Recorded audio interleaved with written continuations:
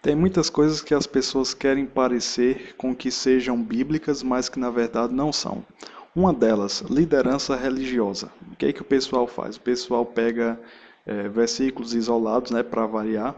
Por exemplo, Davi proibiu que um dos seus oficiais matasse, né, ferisse o rei Saul.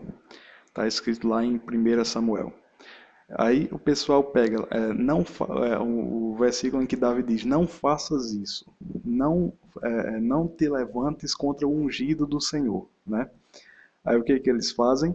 Pegam essa passagem e dizem: Ungido do Senhor. Olha aí, vocês não falem da liderança do seu líder religioso, que é o ungido do Senhor. Agora, será que essa comparação é válida? Se nós formos ver, o rei Saul, ele era um líder religioso? Não. Ele não era um líder religioso. Ele era um líder político, né? Ele era o líder do povo nas guerras, né? Ele era o líder político do povo. Não era um líder religioso. Aliás, existe o conceito de líder religioso na Bíblia? Vamos analisar com calma. Primeiro, Antigo Testamento, como os cristãos chamam, ou Tanar, não é? Como é chamado no judaísmo. No Tanar, existe a noção de líderes religiosos? Quais eram as instituições do Tanar? Nós tínhamos os reis, como eu já disse, uma liderança política e não religiosa, certo? Tínhamos os sacerdotes. Os sacerdotes eram líderes religiosos? Não. Os sacerdotes, a função que eles desempenhavam era a de. Eles tinham uma função bem clara, que era oferecer os sacrifícios, não é? E às vezes eles também serviam para instituir leis ou para serviam nos tribunais, mas líderes religiosos no sentido de exercerem poder, dizer você tem que acreditar nisso e a pessoa exercer, submeter-se a esse poder, não existe sacerdote nesse sentido. Profeta, também não. O profeta não era um líder religioso.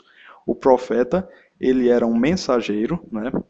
Que inclusive muitas vezes ele tinha uma vida difícil ali porque ele contestava as autoridades. Não é? O profeta também não é líder religioso. Então, falamos no profeta, no sacerdote, no rei, e tinha também os juízes, né? E os policiais, que eram instituições jurídicas, eram tribunais que faziam valer as leis da Torá, né? Do Pentateuco. Então, não havia líderes religiosos no Antigo Testamento. Não havia pessoas a que você tinha que se submeter. Pessoas que diziam, o ensinamento é esse, receba. Não.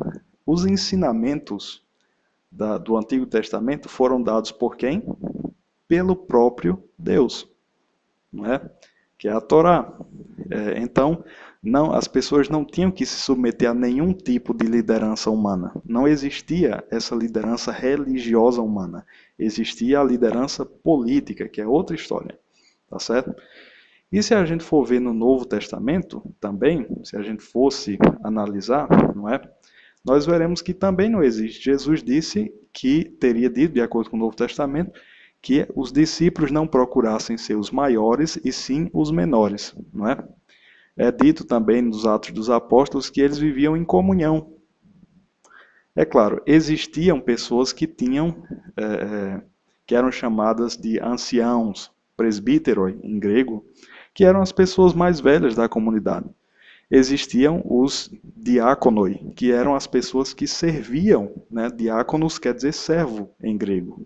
Eram as pessoas que serviam as mesas, que distribuíam as doações e assim por diante. Existia também os episcopos, os bispos, né? Que eram os supervisores. Episcopos quer dizer superintendente ou supervisor em grego. Então, não eram cargos, não eram poderes sobre as pessoas, eram apenas a função que eles desempenhavam. Função é diferente de poder, não é? Função não é a mesma coisa que poder. Então, de onde saiu essa noção de uma pessoa que tem autoridade sobre a sua vida, que é a cobertura espiritual sobre a sua vida? uma pessoa de que você não pode falar. Onde é que tem isso nas Escrituras? Onde é que tem isso no Tanar, no Antigo Testamento? E onde é que tem isso, para quem acredita, né, no caso dos cristãos, no Novo Testamento? Não existe nem no Tanar autoridade religiosa e também no Novo Testamento tampouco existe autoridade religiosa. Homens inventaram isso para quê? Para exercer poder sobre a sua vida, para dizer, nós somos a sua cobertura espiritual, nós mandamos e você obedece. E você vai lá e se submete ao poder dessa pessoa, sem que haja aí nenhum tipo de embasamento, nenhum tipo de ordenança para que você faça isso, não é? Então, se você não quer se submeter, se você não quer aceitar tudo calado, se você não quer ficar aí proibido de questionar coisas erradas, não é? Vendo coisas erradas e sem questionar, saiba, isso aí você não é ordenado a fazer isso nas escrituras de forma alguma. Você tem sua liberdade, tá certo? E você não deveria vender sua liberdade para homens que estão usurpando serem chamados de líderes religiosos, porque não existe essa instituição nas Escrituras. Eles inventaram para exercer o poder sobre as pessoas.